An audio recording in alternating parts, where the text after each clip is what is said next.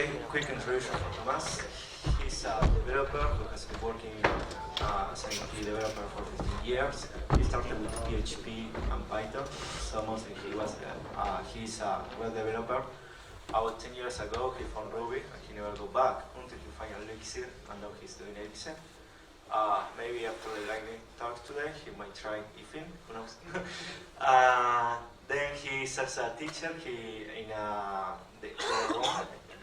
it's a boot camp in France and Europe, but they are going international. He also started a company January last year, which is called Few Lines. Most important, he really wanted to be here, so he was in Seoul, and he took like a 24-hour flights to be here, and he just arrived like a few hours ago. Okay. Thank you.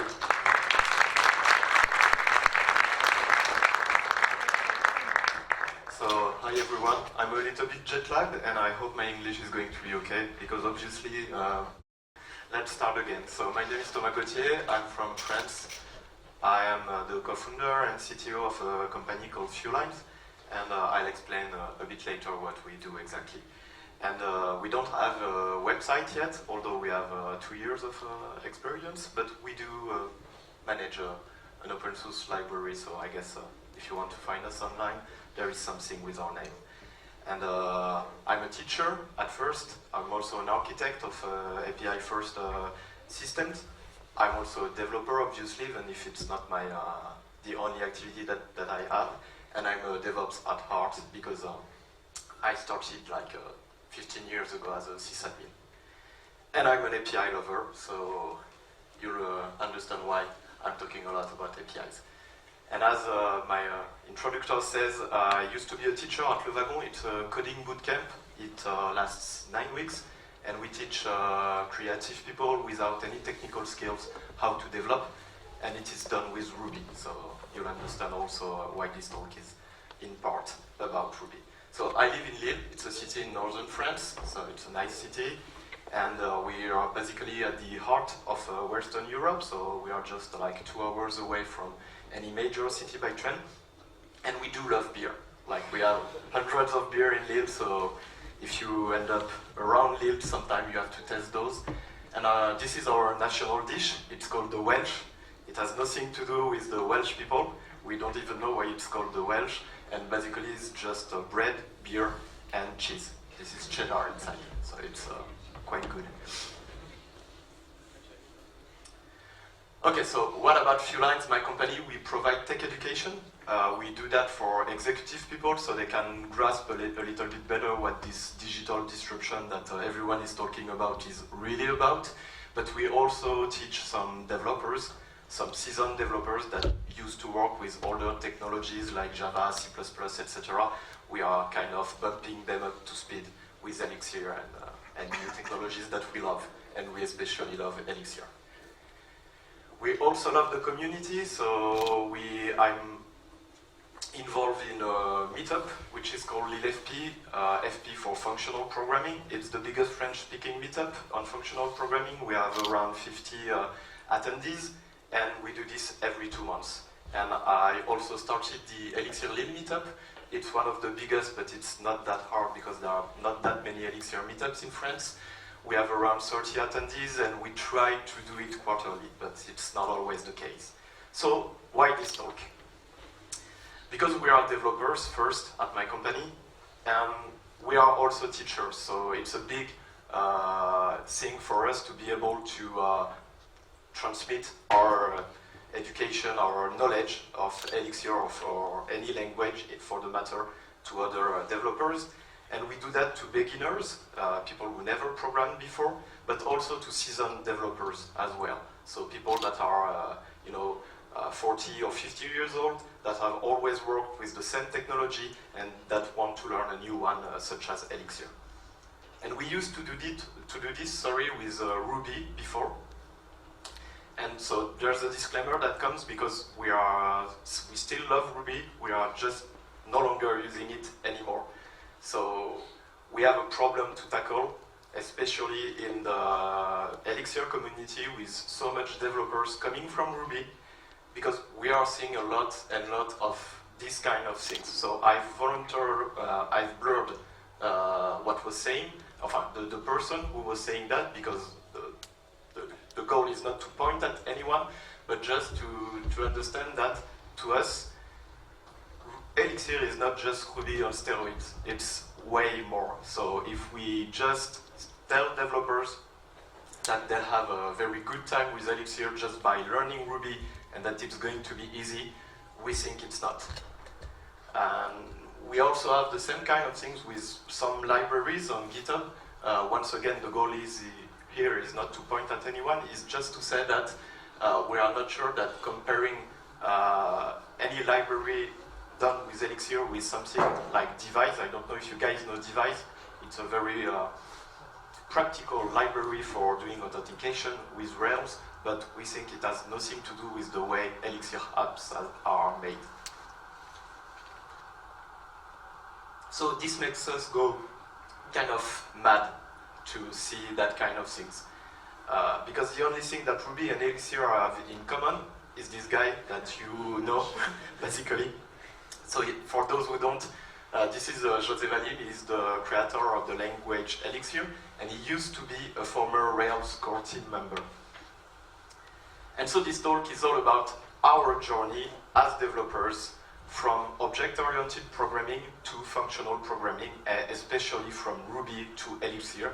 And we'll see that it is not as simple as going from one paradigm to another one. It's way more complicated than that. Because Elixir is not Ruby, once again, obviously. Because even if processes and messages could be seen as the best implementation of what Alan Keyes had in mind at the time, this is a little trolly, I know, but I wanted to do it.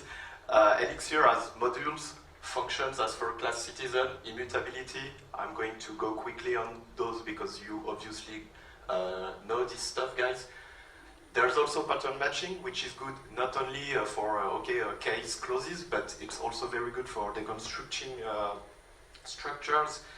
We have protocols and we have macros. So we have way more stuff than Ruby does on this point. So yeah, we could say, okay, Elixir is functional. Nice. So this is obvious one again. So we focused on functional idioms at first with our developers. So we learned really about functional, about using function as the primary, if not only abstraction that we had in our programs, about immutability of data, even though young developers are asking us why we can rebind variables in Elixir, so we have to explain them how it works really. Expressions over statements, because after all, it's always better when you have a return value each time. And the famous referential transparency, so we can have the same output for the same input and purity stuff. So this helped a lot, but only for the lower level of abstraction of our programs, because in fact, at the time we were using Phoenix a lot. You guys know Phoenix, the Phoenix framework. So before the 1.3 versions, that's coming at the time I am speaking, and we have to say that this is going in the good direction. But before that, except for Ecto, we were not really happy with the way our app were looking at the time, because it looked a lot like that. And this is me not happy at all about what I was building, because we did everything by the book, and I mean by the books, because we read a lot of those. And we felt like we were just doing the same old model view controller stuff that we used to do before. So yes, our code was functional. There were no more if in our code, but when we looked at it, it was still like a big old monolith. So we weren't happy at all. So yes, Elixir is functional, but we realized that this didn't make us feel any better. Our apps were not that much better if we were just focusing on those aspects. And we heard a lot about OTP promises. So we really wanted to feel these superpowers, but we didn't feel them. And by superpowers, I mean the things that you guys know is concurrency, distribution, fault tolerance, in-memory databases, hot code reloading and releases, and everything that we see about this technology that we want so much. So yeah, we want those things. So how do we do? We started with realizing that, okay, if Elixir is functional, it's not only functional.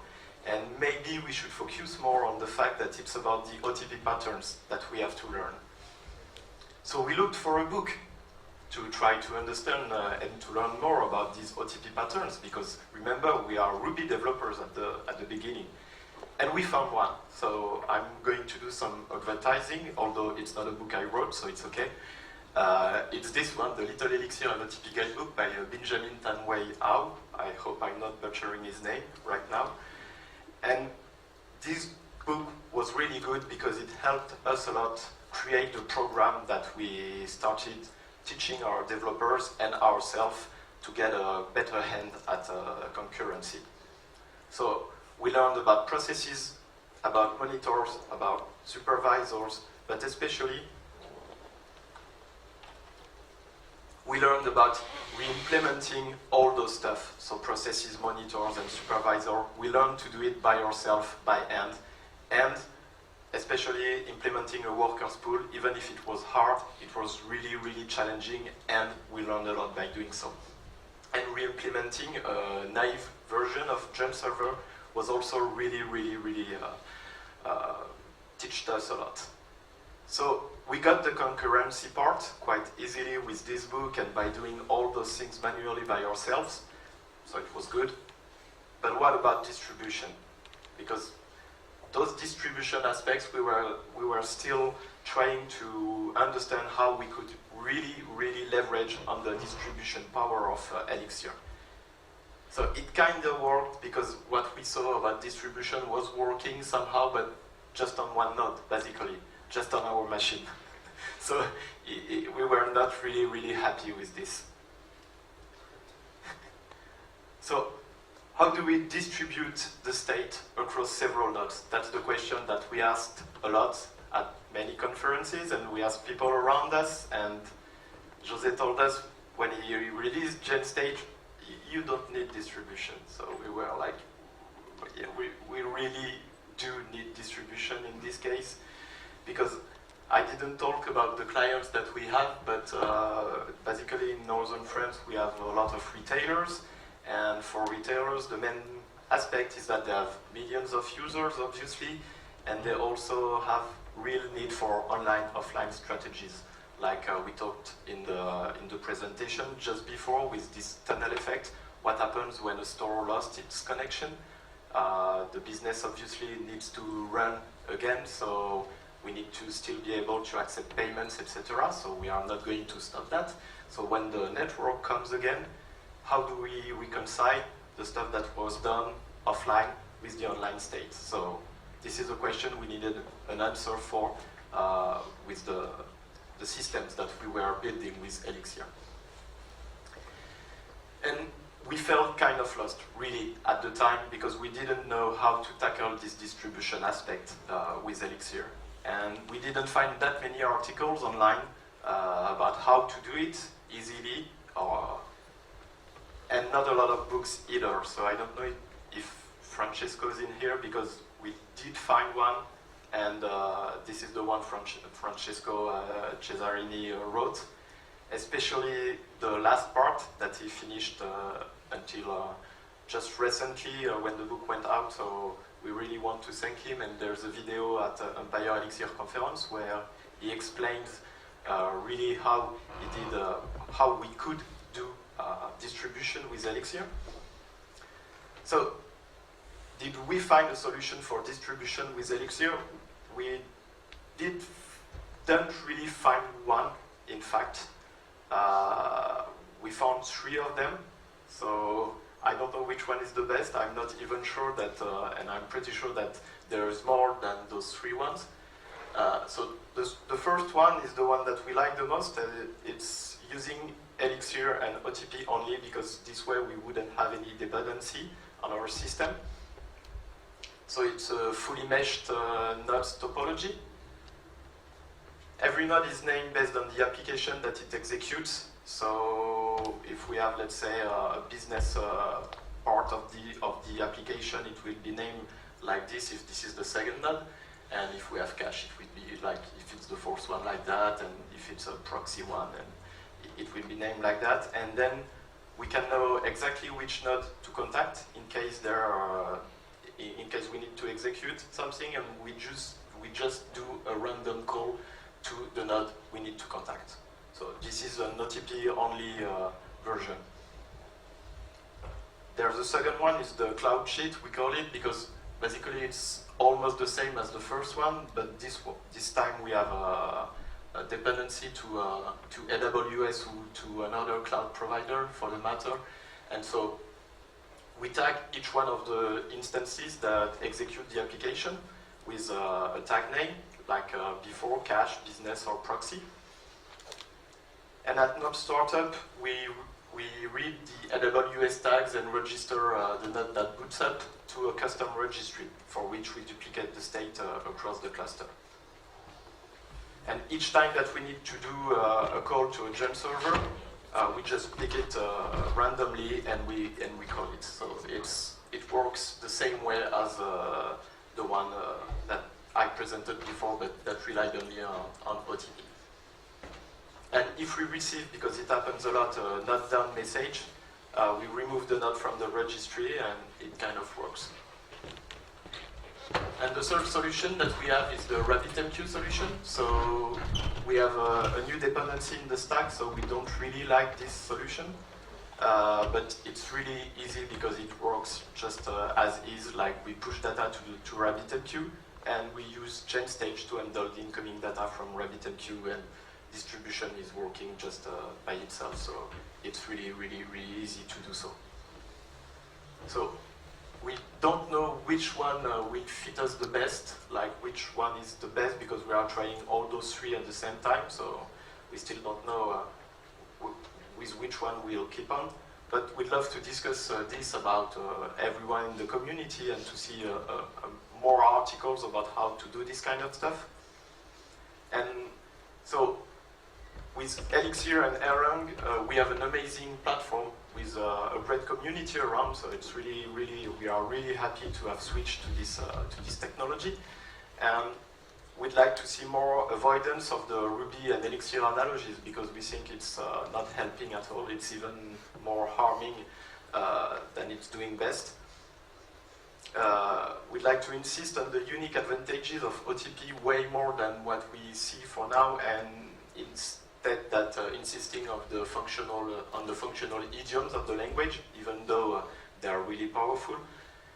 And we also like to invite people that want to try distribution to try to re-implement the basic building blocks of OTP, like gem server or the supervision trees, etc. Because this is how we really got into OTP with ease. And we'd also like to see more stuff around about distribution.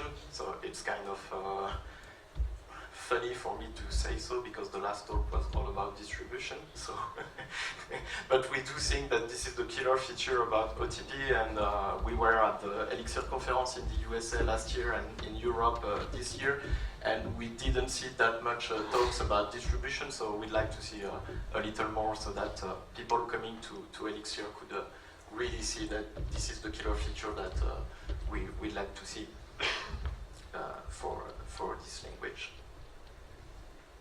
And thank you.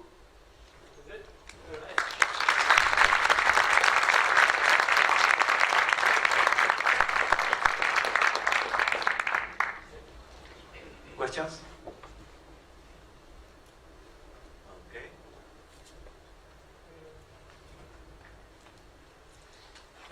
When you say analogies, is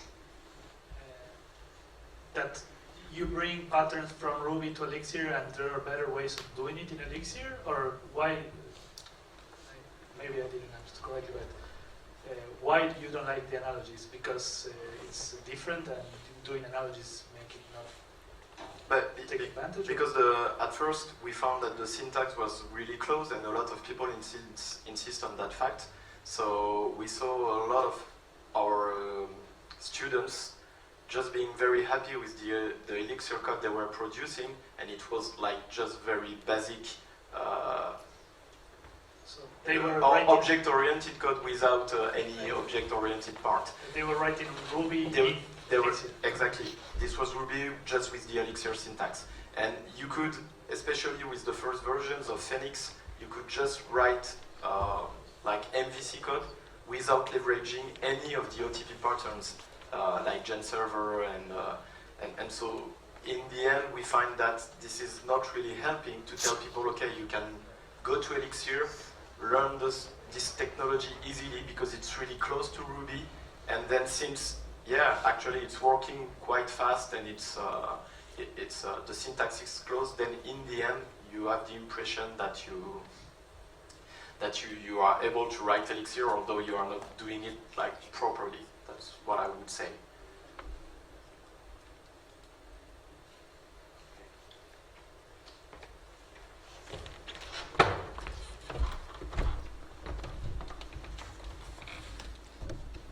Hi. So would you say that Phoenix is a good way to start digging into how Elixir and OTP works? Because you made like a point of the pre-1.3 version.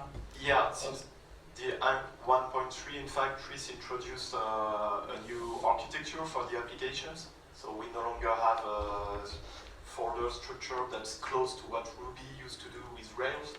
Now you can keep your applications in a more Elixir way, and the web part of Phoenix is just a new application that comes inside your project. So this is a good way because it lets you focus on the implementation of your application like you would do with any Elixir application, and then you have a web layer on top of it. And so they also killed the model part.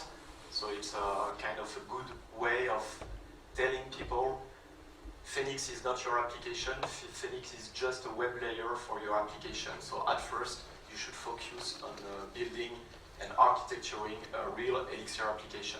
So it lets you dig a little bit more into the concurrency aspects of your application, because you will leverage a little bit more the processes and that kind of stuff for your application. So I think it's getting in a good way by doing this. Okay, thanks.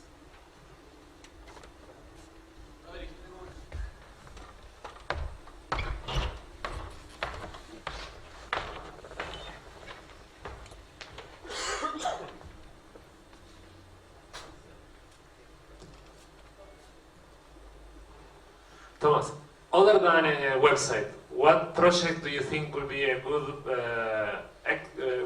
example to start learning Elixir? In terms of website? No, other than a website, not a website. Let's say you started learning Elixir, but not with Phoenix. You started with something else. What would be a good thing to do? I would say any application that lets you retrieve some stuff from an API locally. We are doing some stuff like that with our students. So we have a very big French website with a lot of recipes for everything that you could make. And so we make them create a CLI version on their laptop, so they could try to query this website, parse the result, and then play with it on their terminal. And so this is quite a good thing to learn, because very easily, very quickly, they start to create some processes to handle the request more easily and to distribute them, because they have to crawl the website. So it's kind of a good thing to start. Thank you.